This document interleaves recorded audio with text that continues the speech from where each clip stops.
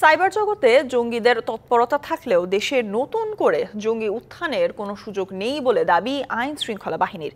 গুলশানে হোলি আর্টিজানে জঙ্গি হামলায় নিহতদের স্মৃতিস্তম্ভে শ্রদ্ধা নিবেদন শেষে কথা বলেন আইন শৃঙ্খলা রক্ষাকারী বাহিনীর কর্তারা।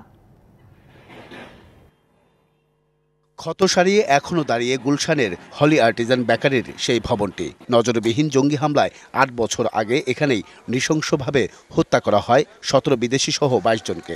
এদের মধ্যে ছিলেন ২ পুলিশ সদস্যও। ওয়ালটন ফ্রিজ কিনে অনেকের মতো আপনিও হয়ে যেতে পারেন মিলেনিয়াল, সেরা পণ্যের সেরা অফার। নিহতদের স্মরণে শ্রদ্ধা জানাতে সকালে গুলশানের ৭৯ নম্বর রোডের সেই বাড়িতে আসেন স্বজন ও কূটনৈতিকরা।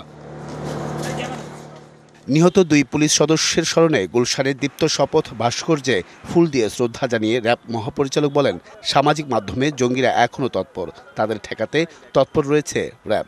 আমরা শুধুমাত্র ফিজিক্যাল না, ভার্চুয়াল ওয়ার্ল্ডে আমাদের নজরদারি রয়েছে। সো আমি আপনাদের মাধ্যমে এই দেশের সাধারণ মানুষকে সবাইকে আমি আশ্বস্ত করতে চাই যে এই দেশে আর কখনোই এই জঙ্গিবাদের উত্থান এবং মৌলবাদের উত্থান আর কখনই হবে না। জঙ্গিবাদ বৈশ্বিক সমস্যা উল্লেখ করে ডিএমপি কমিশনারের দাবি, অন্য দেশের চাইতে ভালো অবস্থানে আছে বাংলাদেশ।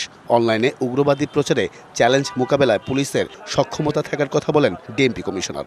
আমরা এখন মনে করি যে কোনো ধরনের চ্যালেঞ্জ মোকাবেলার শক্তি বাংলাদেশ পুলিশের রয়েছে এবং আমাদের যে সিটিটিসি এবং অন্যান্য সংগঠনগুলো সেগুলো রয়েছে এবং তাদের তৎপরতা অব্যাহত আছে। Ariful Islam, DBC news, Dhaka.